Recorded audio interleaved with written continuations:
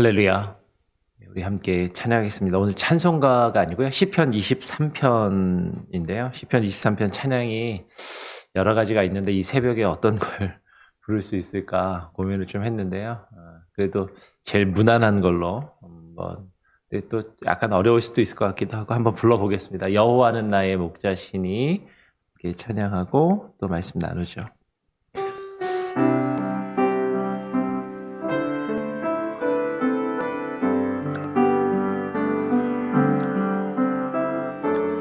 여호와니 나의 목자시니 내가 부족함이 없으리로다. 그가 나를 푸른 저장에 누이시며 쉴만한 물가로 인도하시는도다.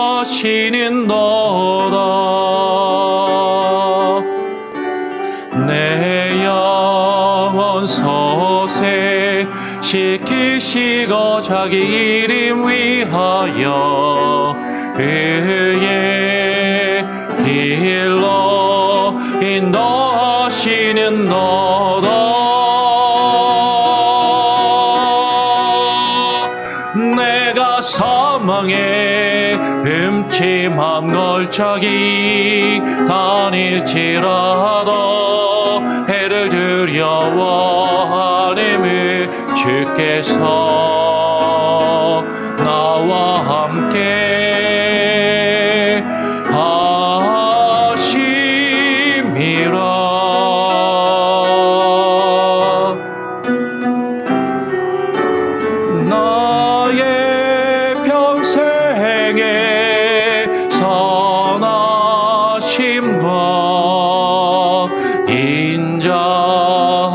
힘이 나를 따르리니 내가 여호와 집에 영원토록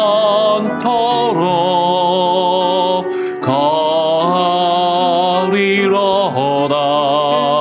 할렐루야 할렐루야.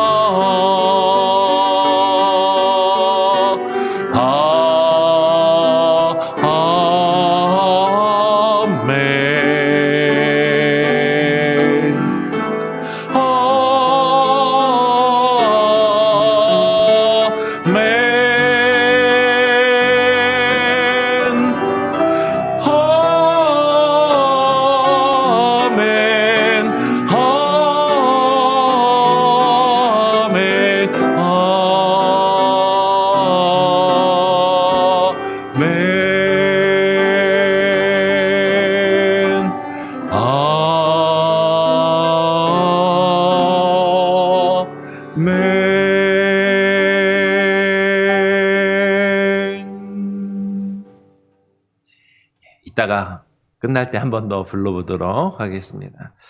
우리 함께 시편, 오늘 시편 23편, 우리 너무 잘 아는 말씀인데요. 시편 23편 1절부터 6절까지 같이 함께 읽고 또 묵상하는 시간을 가지도록 하겠습니다. 다윗의 시. 여호와는 나의 목자시니 내게 부족함이 없으리로다. 그가 나를 푸른 풀밭에 누이시며 쉴만한 물가로 인도하시는도다. 내 영혼을 소생시키시고 자기 이름을 위하여 의의 길로 인도하시는도다. 내가 사망의 음침한 골짜기로 다닐지라도 해를 두려워하지 않을 것은 주께서 나와 함께 하심이라. 주의 지팡이와 막대기가 나를 안위하시나이다. 주께서 내 원수의 목전에서 내게 상을 차려주시고 기름을 내 머리에 부으셨으니 내 잔이 넘치나이다. 내 평생의 선하심과 인자하심이 반드시 나를 따르리니 내가 여호와의 집에 영원히 살리로다. 아멘. 오늘 시편 23편은요, 시편 중에서 가장 유명한 시 중에 하나입니다. 그래서 많은 사람들이 암송하고, 좀 전에도 우리가 같이 찬양을 불렀지만 시편 23편으로 한 노래와 찬양이 상당히 많은 것이죠. 그래서 저도 주일학교 때 교회에서 성경 암송대회를 뭐 1년에 한두 번씩 이상은 했던 것 같아요. 그러면 그 성경 암송대회 때 누구나 많은 사람이 가장 먼저 외우고 암송하는 성경 구절이 시편 23편. 시편 23편부터 시작해서 시편 1편 뭐 이렇게 몇 가지의 성경 구절들을 쭉 암송하는 거죠. 예. 그랬던 기억이 납니다. 그리고 찬양도 아까 우리가 불렀던 찬양 외에도 시편 23편으로 된 찬양들이 많아요. 그래서 뭐 성악가들도 많이 부르고 하여튼 아까 불렀던 찬양은 많이 들어서 익숙한 찬양이긴 한데 또 부르기는 또 이렇게 많이 교회 앞에서 불러본 경험은 또 이렇게 많지는 않은 것 같아요. 듣기는 많이 들었는데 하여튼 또 같이 불러서 또 새로운 또 은혜가 있는 것 같습니다. 오늘 시편 23편을 보면 너무 우리가 잘 아는 거죠. 여러분들 중에도 아마 암송하시는 분들도 계실 거예요. 다윗의 시인 것이죠. 우리 1절, 2절 한 번 더 같이 한번 암송하시면 암송해 보시고요. 뭐 예전에 개역 성경으로 저도 암송을 해가지고 약간 토시가 다른데 같이 일단 한번 읽어보겠습니다. 시작. 여호와는 나의 목자시니 내게 부족함이 없으리로다. 그가 나를 푸른 풀밭에 누이시며 쉴만한 물가로 인도하시는도다. 예전에는 푸른 초장에 누이시며 이제 뭐 이렇게 외웠었거든요. 여러분 성경에서 종종 여호와 하나님은요, 양을 지키고 돌보시는 목자의 이미지로 묘사가 되고 있는 것을 성경에서 종종 발견하게 됩니다. 또한 그의 백성인 이스라엘 백성들은 여호와 하나님이 지키시고 돌보시는 그의 양떼로 종종 묘사되기도 하는 것이죠.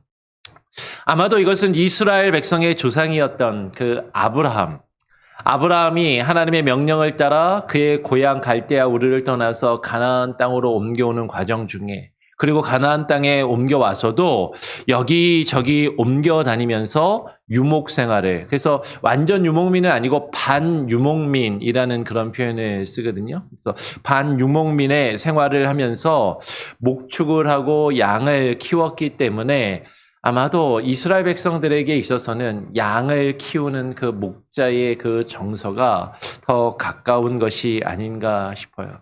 그래서 가인과 아벨 이야기에서도 가인보다도 양을 치는 그 아벨이 더 가깝게, 농사를 짓는 가인보다도 양을 치는 아벨이 이스라엘 백성들에게는 더 가깝게 느껴졌던 것일 것입니다. 여호와 하나님이 목자로 묘사되는 곳은 성경에 여러 곳이 있는데, 하나님이 에스겔 34장 15절에서 이렇게 말씀하시는 것이죠. 내가 친히 내 양의 목자가 되어 그것들을 누워있게 할지라 주 여호와의 말씀이니라 라고 하나님께서 말씀하셨습니다. 하나님께서 말씀하시는 것이죠. 내가 친히 내 양의 목자가 되어서 그것들을, 그 양떼들을 누워있게 할 것이다 라고 말씀하시는 것이에요. 아마 이 시를 지은 다윗도 어렸을 때 양을 치던 목자였고 목동이었기 때문에 그 목자의 역할이 얼마나 중요하고 의미 있다라는 것을 몸소 경험하고 느끼며 자신에게 주어진 그 양떼를 돌보는 것처럼 여호와 하나님께서 그 백성을 돌보시는 것이 얼마나 감사하고 은혜로운 것인지를 다윗은 누구보다도 더 잘 알았을 것입니다. 그래서 아마도 그 마음으로 이 시를 짓고 노래하였을 것이죠.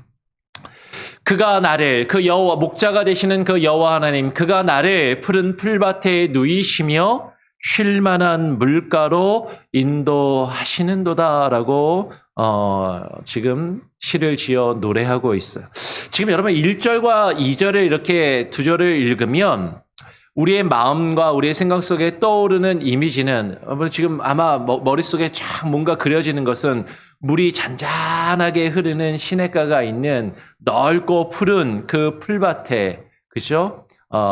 저 푸른 초원 위에 그림 같은 집을 짓고, 그죠? 뭐 그런 모습. 그리고 그 양떼들이 딱 한가롭게 거닐고 노니면서 풀을 뜯고 물을 마시는 그런 이미지를 사실 우리는 떠오르게 되는 것이죠. 즉 여호와께서 나를 아주 푸른 풀밭에 누이시며 쉴 만한 물가로 인도하셔서 어떠한 부족함도 없이 편안하고 안락하고 즐겁고 행복한 것을 하나님께서 제공해 주셔서 그것을 마음껏 누리는 그런 그림과 그런 이미지가 우리에게 떠오른다라는 것이에요. 그런데 오늘 이 시를 잘 읽어보면 이 시의 느낌과 뉘앙스를 우리는 잘 읽을 필요가 있는데, 여러분 지금 푸른 풀밭에 누이시며 물가로 인도하신다라고 할 때 내게 부족함이 없으리로라도 마찬가지고요. 현재 시제, 현재 나에게 부족함이 없고 하나님이 나를 지금 푸른 풀밭에 누이셨고 지금 쉴 만한 물가로 인도하셨다. 과거 시제나 현재 시제로 쓰고 있는 것이 아니라 미완료 시제로 쓰고 있다라는 것을 우리는 조금 주목할 필요가 있어요. 히브리어는 우리 원래 한국말처럼 시제 개념이 조금 약합니다.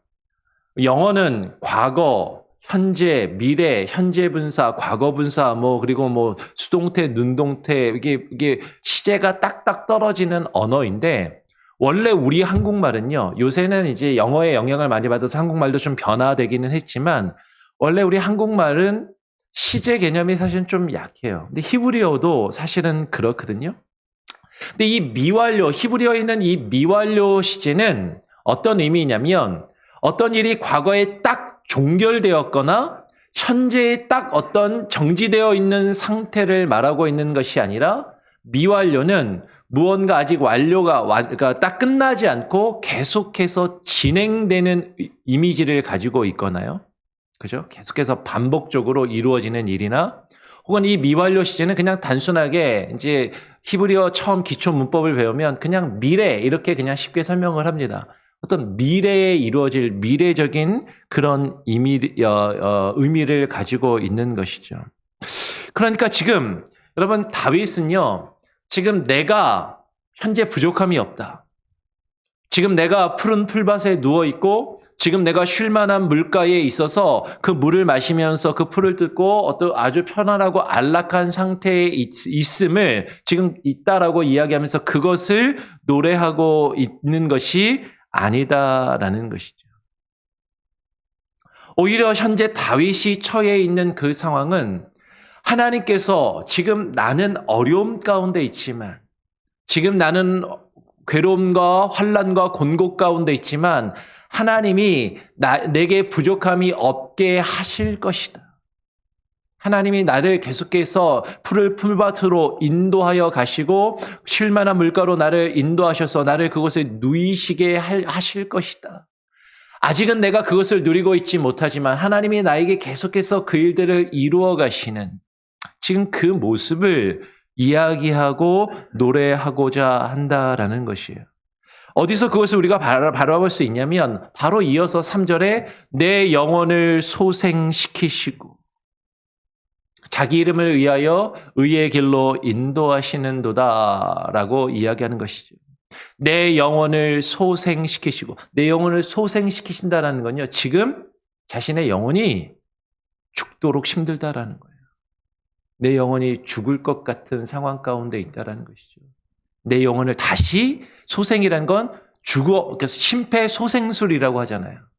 우리 얼마 전에 그 이태원 참사가 일어났을 때 많은 사람들이 막 죽어가는 그 상황에서 그 죽어가는 사람을 어떻게든 살리려고 심폐소생술을 막 했던 그 일들이 지금 100일이 이제 채 지났습니다. 100일밖에 안 됐는데 많은 사람들이 잊고 있고 또 책임자들이나 관계자들은 거기에 대해서 어떠한 책임도 지지 않으려고 하는 안타까운 그런 상황 가운데 있는 것을 보게 되죠. 우리가 또 이따가 또 끝나고 같이 또 그렇게 이태원 참사 희생자들을 위해서 또 기도하는 시간을 가지면 좋겠어요.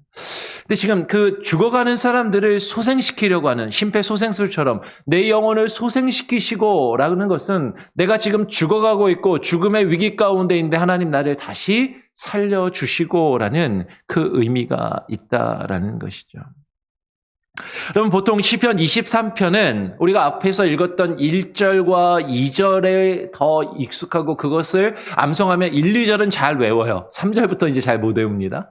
근데 그 시편 23편의 이미지를 상당히 전원적이고 목가적인, 그죠? 그런 아름다운 그런 이미지의 시로 우리는 여기지만 이 시편 23편이 본래 가지고 있는 본래의 상황은 다윗이 이 시를 지은 상황은 전쟁의 상황 가운데 자신이 목숨이 위태로운 그 지경의 가운데서 지은 시로 보인다라는 것이죠.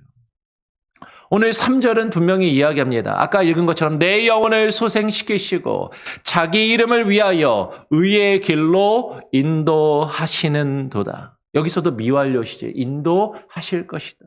계속해서 지금 나를 인도하고 계시는구나. 여러분 지금 의의 길로 인도하신다라고 이야기할 때 의의 길이라는 표현에서 보통 길이라는 표현은 히브리어에서 데레크라는 단어를 씁니다. 왕의 대로, 하나님의 도, 주의 법도 할 때 데레크. 이게 히브리어로도 우리 이제 뭐 간혹가다 한국에서 이상한 사람들 만나면 도를 아십니까 그러잖아요. 근데 그 도가 길 도자를 쓰는 거잖아요. 그러니까 히브리어에서도 여호와의 도라고 할 때 그 도가 말씀을 의미하기도 하고 길을 의미하기도 하는데 그때 쓰는 단어가 보통 데레크라는 단어를 쓰거든요. 근데 보통 이 길은 어떤 그 걸어가는 길, 평탄한 길, 어떤 이런 것들을 의미하는데 여기서 지금 시편 23편에서 의의 길이라고 할 때는 데레크라는 단어를 쓰지 않고 마갈리 제덱라는 단어를 썼습니다. 마갈이라는 단어를 쓰고 있거든요. 마갈이라는 길을 마갈이라고 쓰고 있어요. 그러니까 영어로는 way라는 표현이 아니라 path라고 하거든요. 이걸 이제 뭐 그냥 조금 좁은 길 이 정도로 이렇게 뭐 산고자기의 뭐 오솔길 이 정도로 이야기하고 번역하고 그런 이미지를 가지는 분들이 많은 것 같아요. 그러니까 지금 앞에 1, 2절하고 연결해서 오솔길 같은 어떤 아름다운 그냥 아기자기한 길 이 정도로 이해하기 쉽지만 사실은 이 마갈이라는 이 단어의 원래 의미는 원형이라는 뜻입니다. circle.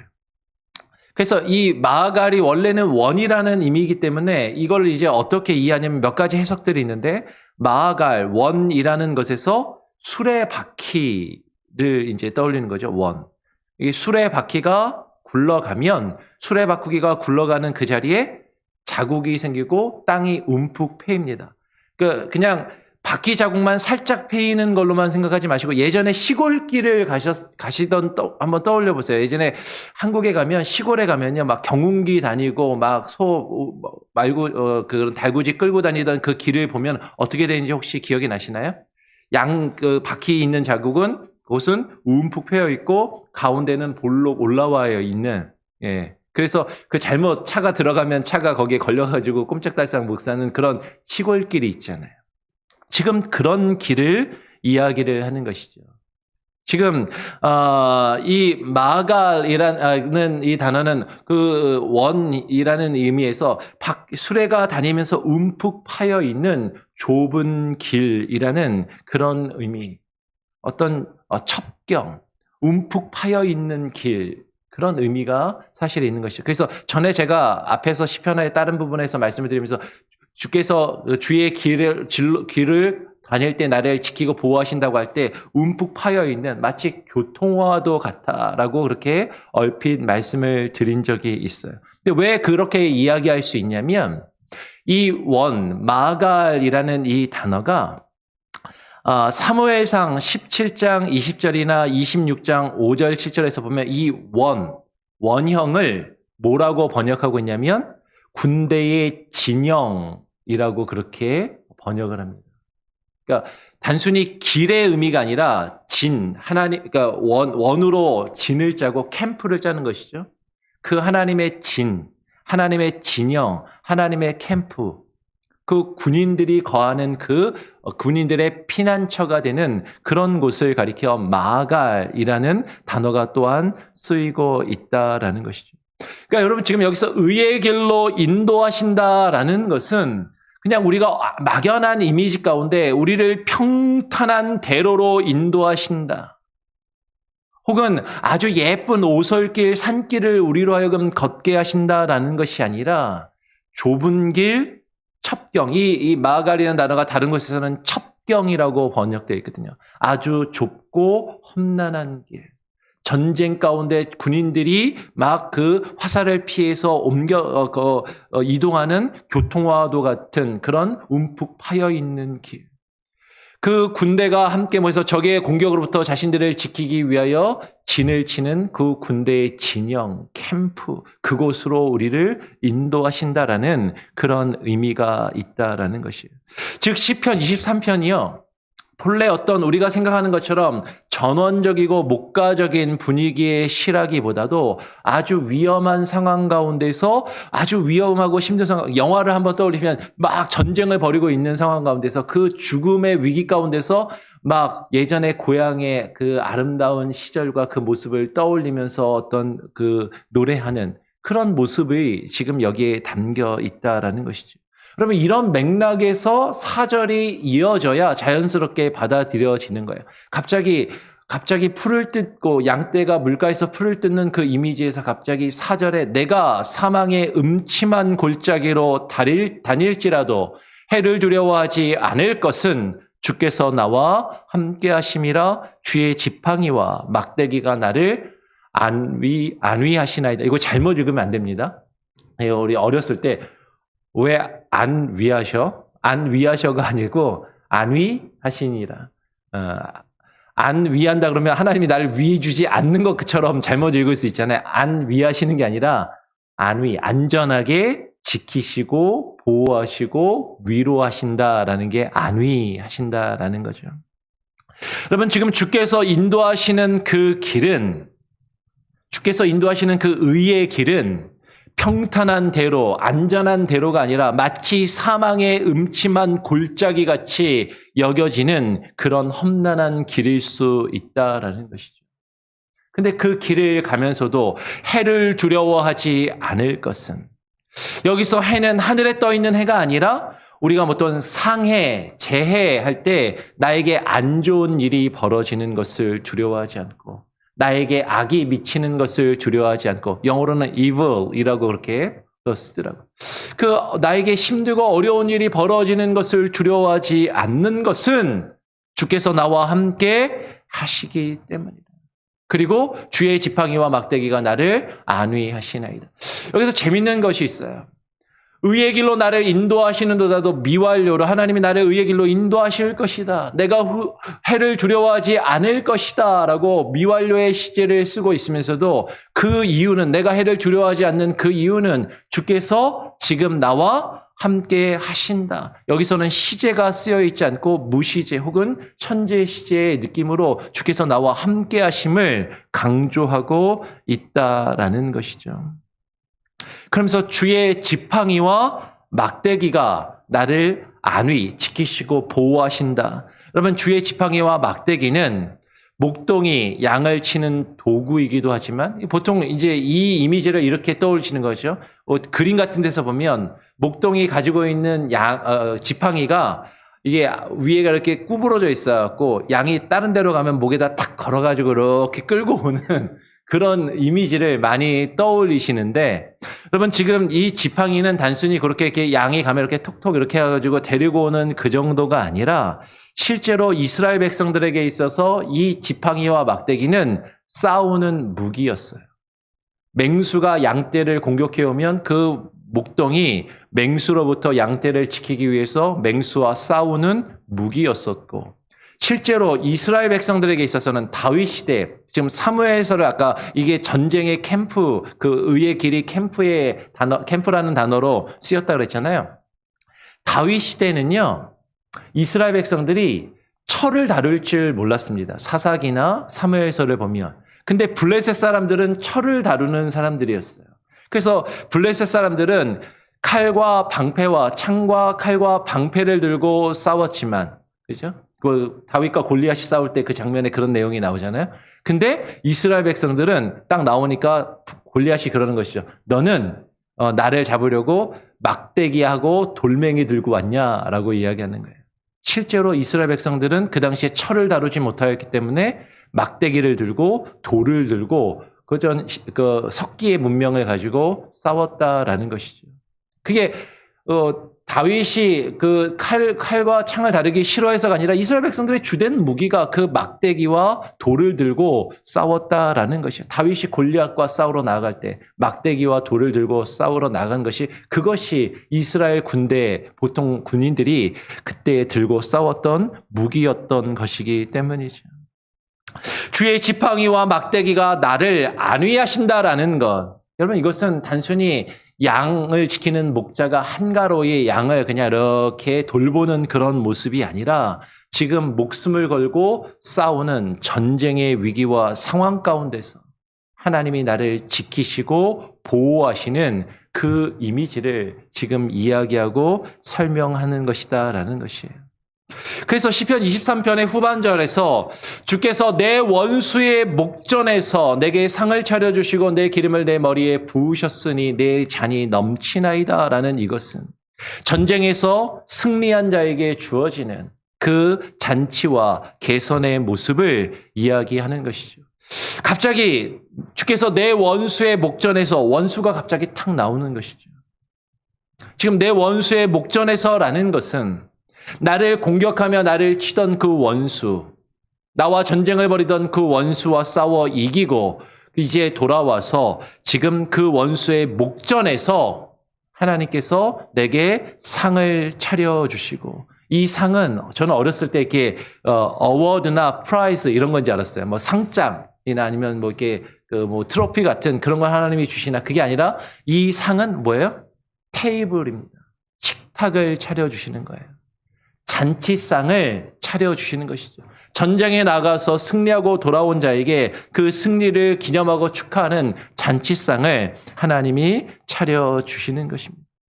그리고 기름으로 내 머리에 부으셨으니 여기에서만 완료 시제가 쓰이고 있어요. 다른 거에는 지금 다 미완료 시제로 시제가 없거나 미완료 시제로 그렇게 하나님이 하실 것이다. 하나님이 지금 그렇게 하고 계신다라고 노래하는데 주께서 내게 내 머리에 기름을 부으셨으니 이것은 아마도 다윗이 사울에게 쫓겨서 이리저리 피해 다니는 그 전에 이미 하나님이 다윗의 머리에 기름을 부으시고 왕으로 택하셨음을 지금 이야기하는 것이고 그리고 다윗이 그 모든 원수들을 이기고서 결국에는 기름 부음 받은 왕의 자리에 오른 것을 지금 표현하는 것으로 보인다라는 것이에요.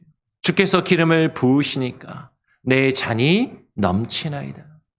주께서 머리에 부으신 기름이 그 옷깃을 타고 내 잔에까지 흘러 넘치는 그 이미지를 지금 보여주고 있는 것이죠. 시편 133편 2절 말씀은 이렇게 이야기합니다. 머리에 있는 보배로운 기름이 수염 곧 아론의 수염을 흘러서 그의 옷깃까지 내림 같고 하나님께서 부으시는 그 기름이 내 머리로부터 흘러 내려 그리고 그것이 흘러 넘쳐 내 잔이 넘치나이다.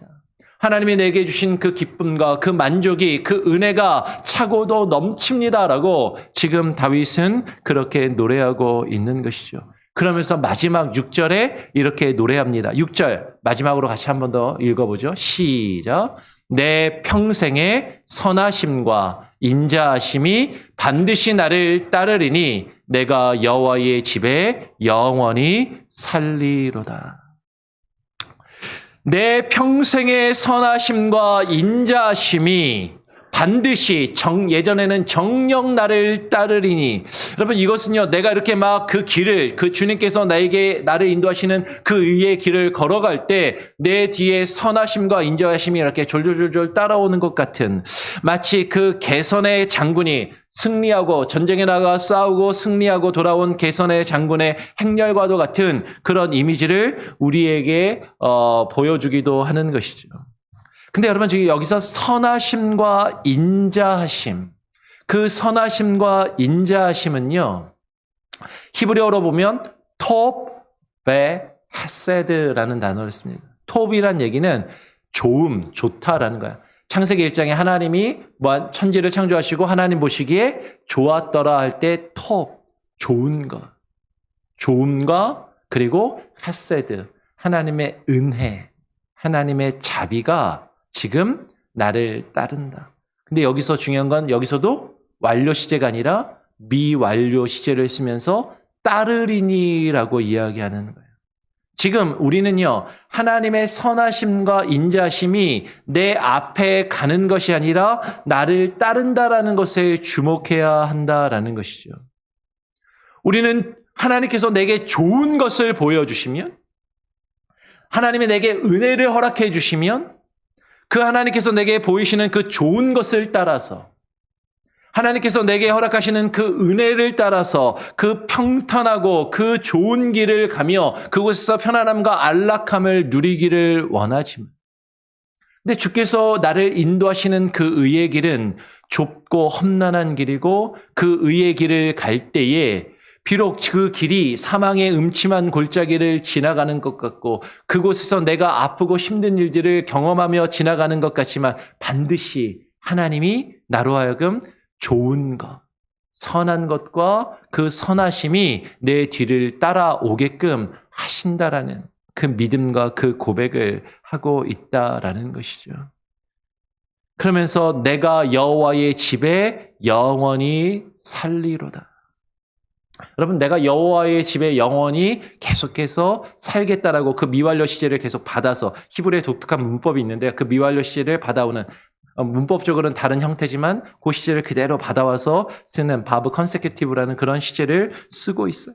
내가 여호와의 집에 영원히 사는 것, 내가 여호와의 집에 영원히 앞으로도 살겠습니다. 살게 되기를 원합니다.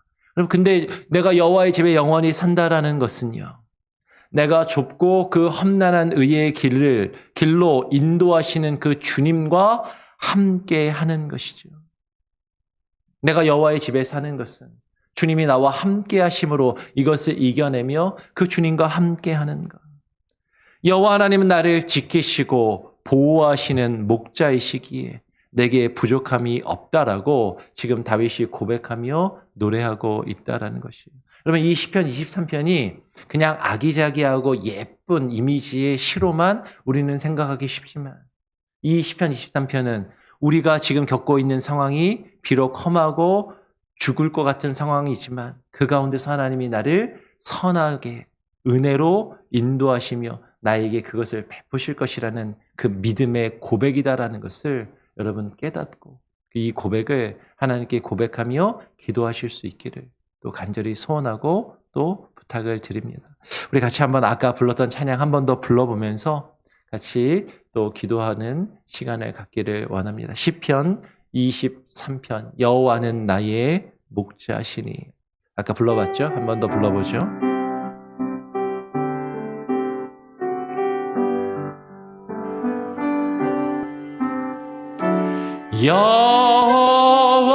여호와니 나의 목자시니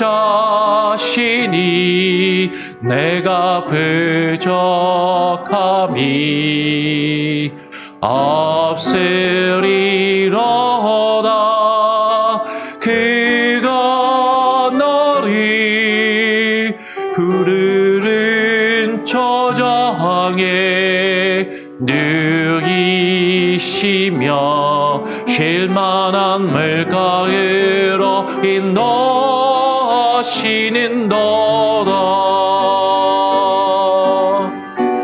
내 영혼 소생 시키시고 자기 이름 위하여 위하여 그의 길로 인도하시는 너도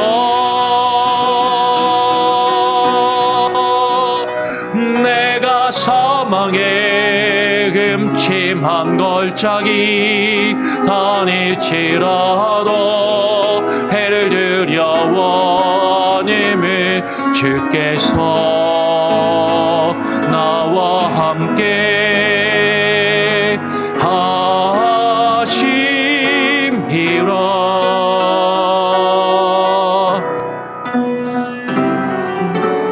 나의 평생에 선하심과 인자하심이 나를 따르리니 내가 여호와 집에 영원토록 거하리로다. 할렐루야.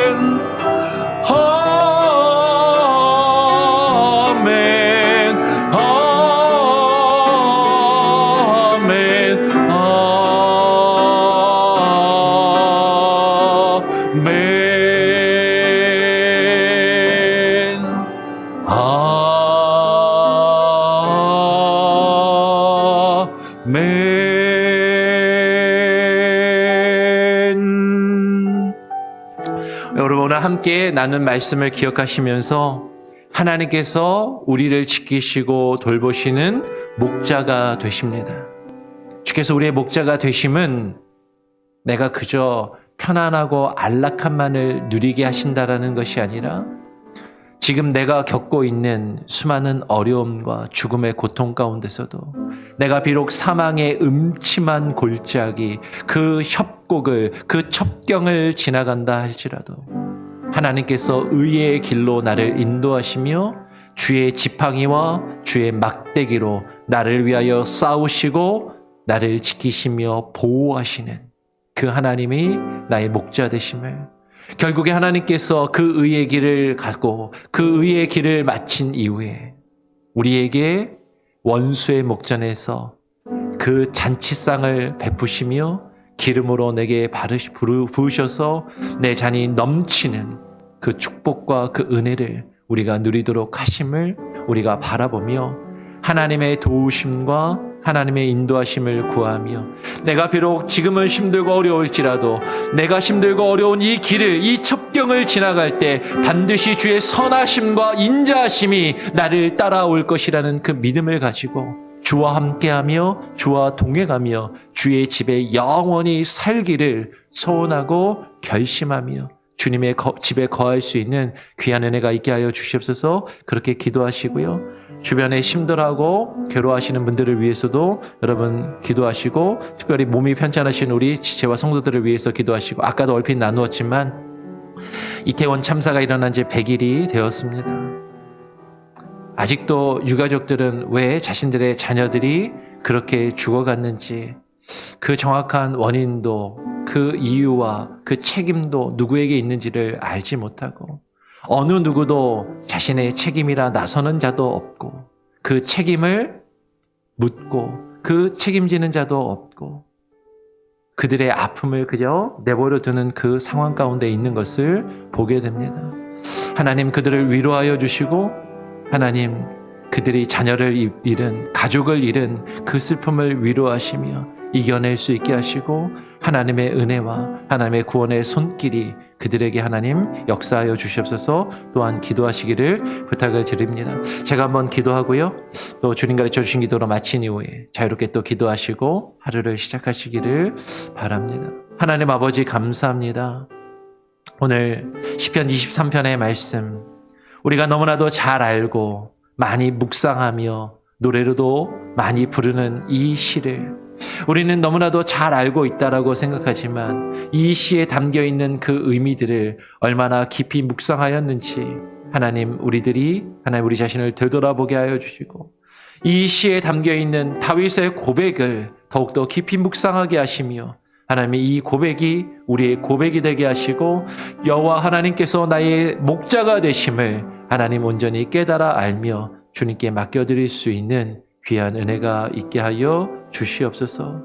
날마다 주와 함께 동행하며 주님의 장중에 거하기를 소원하오니 하나님 우리가 비록 험하고 하나님의 좁은 길 하나님 움푹 빠인 골짜기를 그 험난한 길을 그 첩경을 하나님 걸으며 지나갈지라도 주의 지팡이와 막대기가 나를 지키시며 나를 위해 싸우심을 기억하며 하나님 주님과 늘 함께하기를 결심하고 주의 집에 영원히 살리라 결단하며 주님과 함께 동행할 수 있는 그 은혜가 우리의 삶 가운데 하나님 나의 일생 가운데 함께하여 주시고 우리의 자녀들과 함께하여 주시고 하나님 우리 교회 지체들 가운데 특별히 육신의 질병으로 아파하며 괴로워하는 이들 가운데 함께하시고 하나님 용산 아들 이태원 참사로 자녀들을 잃은 그 유가족들의 마음을 위로하시며 그들의 마음 가운데 참된 평안과 위로와 하나님의 구원의 손길이